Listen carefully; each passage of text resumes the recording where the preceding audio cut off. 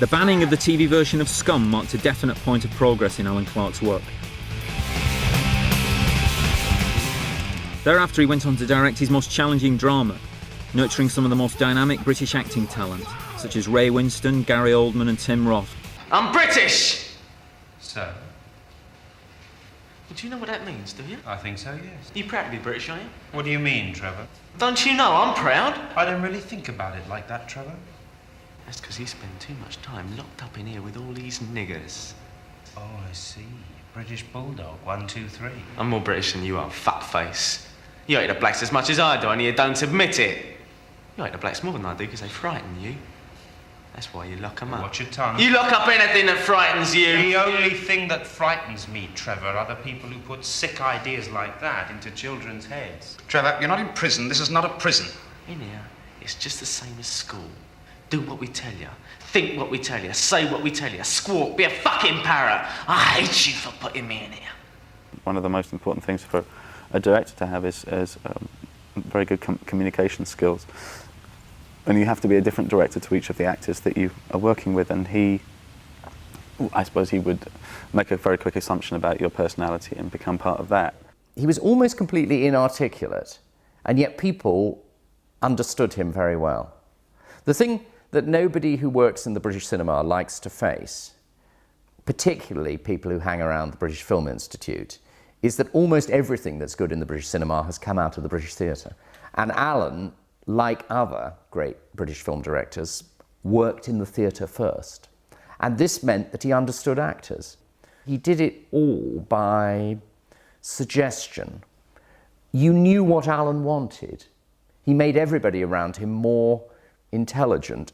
He made you feel special.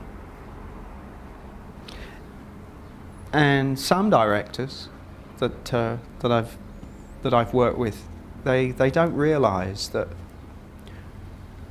when they come in and they sort of just pat you on the back and they say, you know, I saw the dailies, or really good work, fantastic. You know, that'll keep you going. So he would come in and say, I saw the dailies last night, watched it. Fucking great, man. Terrific. We're making it. It's killer. It's brilliant. Keep it up. Or you would do a scene. And he would come, let me shake your hand. He said that was just an honour. He said I was a privilege to watch that. Brilliant. Good acting. And goes a long way.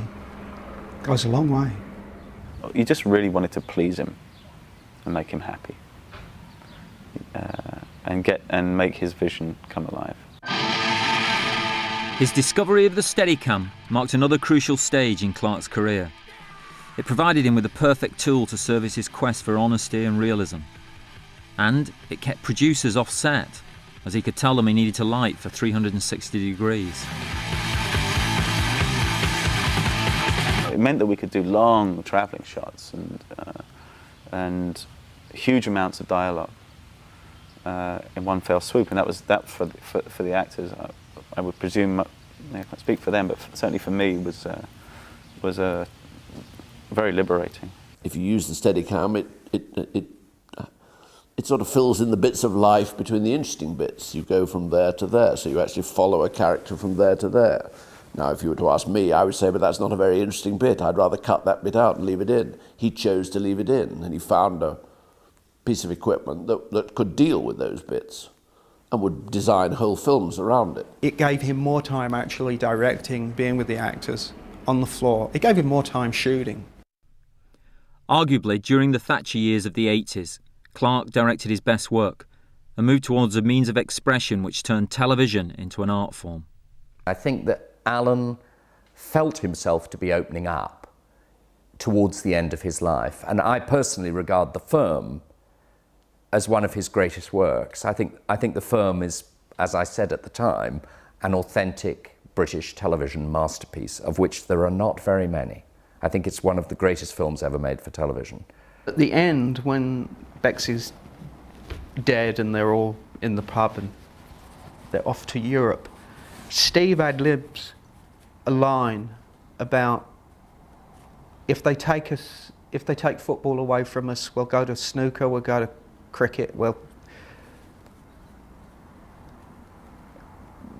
that was what the film was about.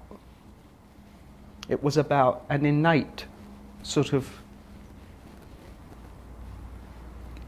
man's hatred of man. It was about violence and not about football. I heard that the BBC wanted to cut it quite heavily. And it was the straw that really broke the camel's back. I think when things were cut, things that he felt dearly about, and felt that they were important to a piece, then I think that's when he would fight, and I think that's when he got upset. There's a visceral kind of power in Alan's films. He would call them, he sometimes referred to them as walking movies. Elephant was Clarke's penultimate film. It's about sectarian murders in Northern Ireland and contains no more than a sentence of dialogue. Having travelled far from the theatre-influenced days of early TV, this was perhaps Clarke's greatest single piece of work.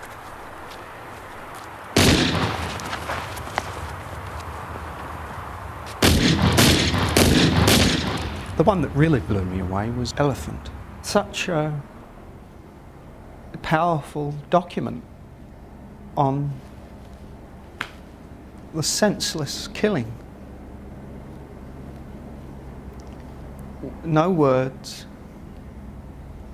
just the killings, and when you see them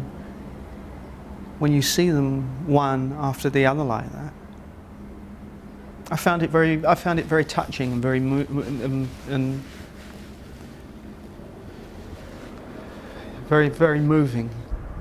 I know that he took a long time ordering the shots, not the shots, but the sequences. That was something that he just thought about for weeks and weeks and weeks, which order he had the sort of sequences in.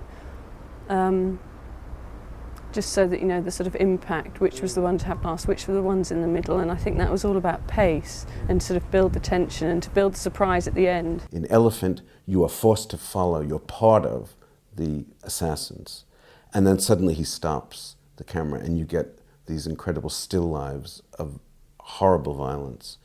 And so at one point you're an assassin, and then you're suddenly forced to become an onlooker. You could almost say it was the ultimate in Dad's work at that point, and in some ways it was a good thing to end on, because he'd sort of taken all of that Steadicam work as well to a sort of conclusion, I think. He is almost, where could he go from there? In 1989, during another attempt to get a project off the ground in America, Alan Clarke was diagnosed as having cancer. In July of 1990, he died. Had he lived longer, perhaps he would have gone on to make more movies and receive the recognition his huge talent justly deserves.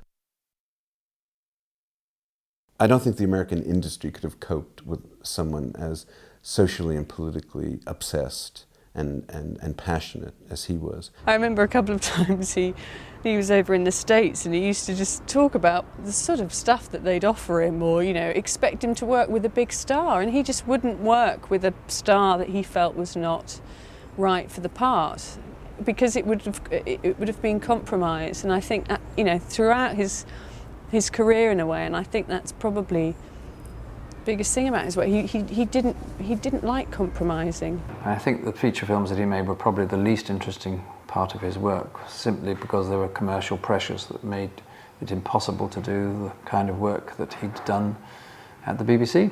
I think Alan actually passionately loved television and was aware that if you did something that was really very good, it could reach 12 million people, for God's sake. Television was regarded as very, very important back in the 60s. It seems to be much less important now. At the time, it was a tremendously new, sort of democratic, populist medium. And you could do material that got you closer to people, give an account of life that seemed relevant, to Alan, who, so far as I understand it, was a working class lad. One of the things that television told was the history of ordinary people in England, ordinary working class people in England. Well, the cinema just didn't sort of deal with that. He's a rare example of a driven filmmaker. I mean, most filmmakers do it because it's interesting, exciting, involving, pleasant way of life, stimulating. Alan is driven. And Alan is driven to speak on behalf of people whom he feels are getting a raw deal. And he's driven by a passion to express what he doesn't see expressed anywhere else in the culture. If you said to me, what is a man like, I would say Alan, you know, in some rather old-fashioned way.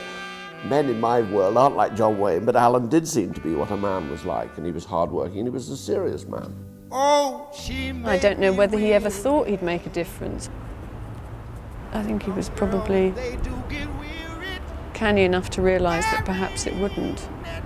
But maybe that if it just touched a few people, then maybe that was enough. But I think it was as much to do with the process of the work itself that he just loved.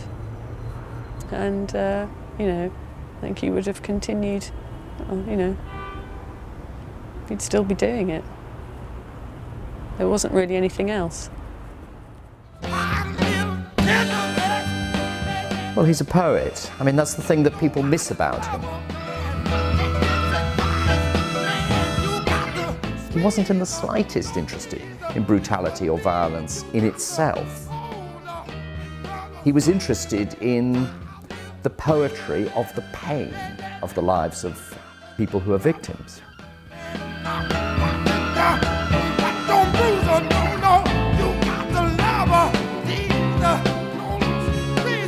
Got to drop, man,